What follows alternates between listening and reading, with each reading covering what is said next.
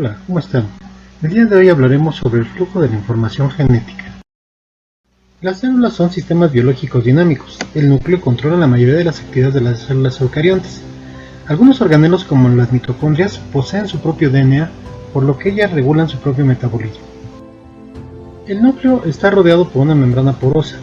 Este organelo es exclusivo de las células eucariontes y se va a encargar de contener el material genético en ellas.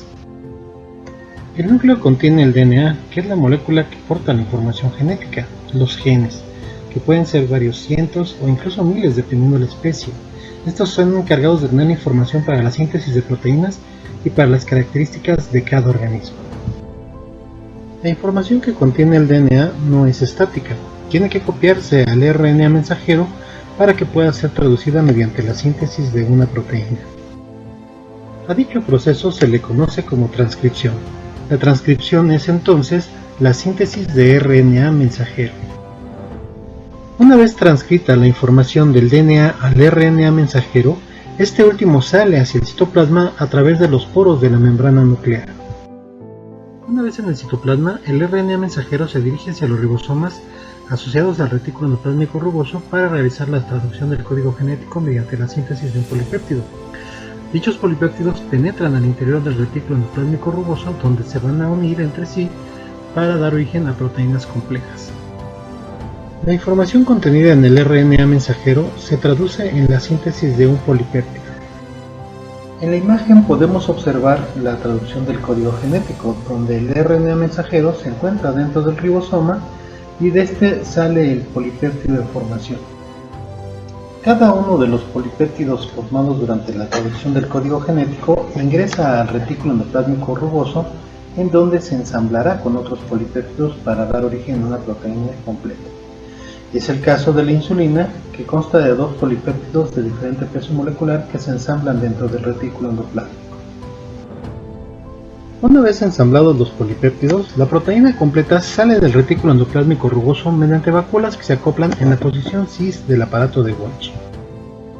Una vez en el aparato de Golgi, las proteínas se incorporan con otras moléculas tales como iones o coenzimas que les permitirán ser funcionales.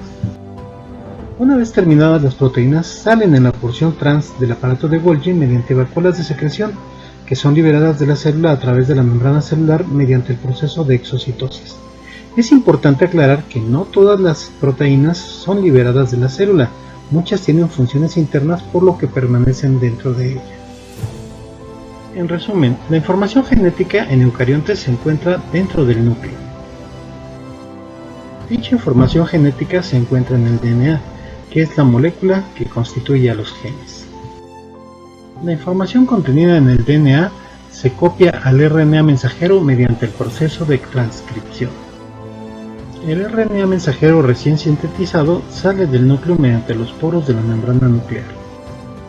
El RNA en el citoplasma se dirige al ribosoma para poder realizar la traducción del código genético.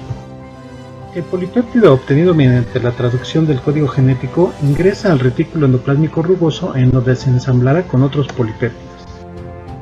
Dentro de este organelo se formará una proteína más compleja. Estas proteínas salen del retículo endoplásmico rugoso mediante vacuolas que se dirigen hacia el aparato de Golgi.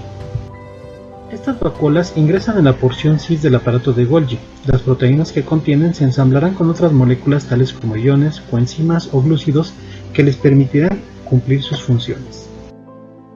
Una vez finalizada la proteína, esta sale en la porción trans del aparato de Golgi mediante vacuolas de secreción. Gracias a dichas vacuolas de secreción, las proteínas que cumplen funciones en el exterior de la célula, como las hormonas o las enzimas, pueden salir a través de la membrana celular mediante el proceso de exocitosis.